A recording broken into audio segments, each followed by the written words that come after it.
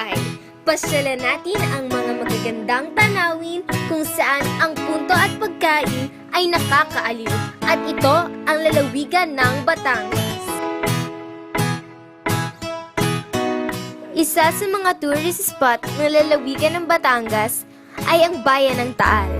Dito matatagpuan ang Taal Basilica kung saan ito ay napakasikat na simbahan dahil sa taglay nitong kagandahan at kilala ito bilang Asia's largest Catholic Church.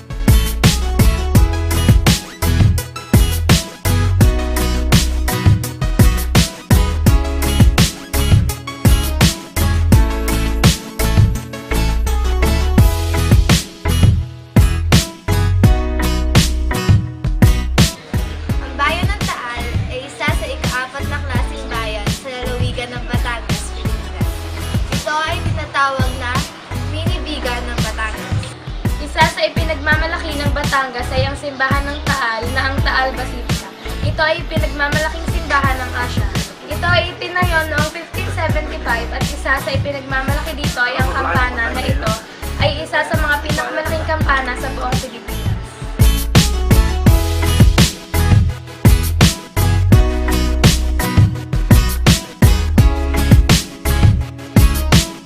Kaya halina't bisitahin ang Taal Basilica. At ito po ako, si Dersen at Audrey na nagsasabi, Alae, masaya rin eh. Amin po! Ang lugar ni ito ay sakop pa rin ng Batangas at ito ay ang pasyalan ng mga motorista at mga turista galing sa iba't ibang lugar dahil sa angking kagandahan ng mga tanawin at ito ay ang Fantasy World na matatagpuan sa Jokno Highway, Lemery, Batangas. Narito naman tayo sa Fantasy World! Ang Fantasy World ay makikita sa Lemery, Batangas. Ito ang tinatawag na Disneyland ng Pilipinas! Kaya halina't bisitahin ang Fantasy World! Ako po si Edgar, At ako po si Eman. nagsasabing, Alae, masaya rin eh, amin to! Kung ang hanap ng isang tao ay ang tahimik na lugar at tanawing paraiso, ito ay ang lugar ng Calle Ruega. Ito ay matatagpuan sa Kailaway Batulaw na Cebu, Batangas. Kilala ang Calle Ruega sa pagiging wedding chapel. Dahil sa taglay nitong kagandahan, dito natin mararamdaman ang kagandahan at kaayusan ng kapaligiran na bigay sa atin ng may kapal.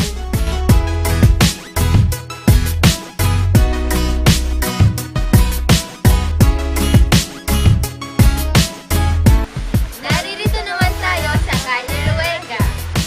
Ang Calle Ruega ay matatagpuan sa Batulaw na Cebu, Batangas. At ang Calle Ruega ay kilala bilang wedding chapel ng Tagaytay.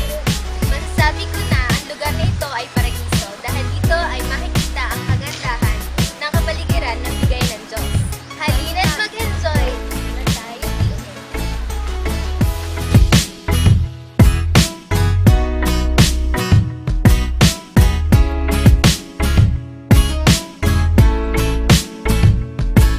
Masasabi ko na ang lalawigan ng Batangas ay napakagandang lugar. Marami na sa kanyang yaman at naipak ng bayan. Kaya't halina't bisitahin ang Calle Ruega. Ako po si Lauren. Ako po si Ina. Nagsasabi. Alae, masaya rin eh. Amin to.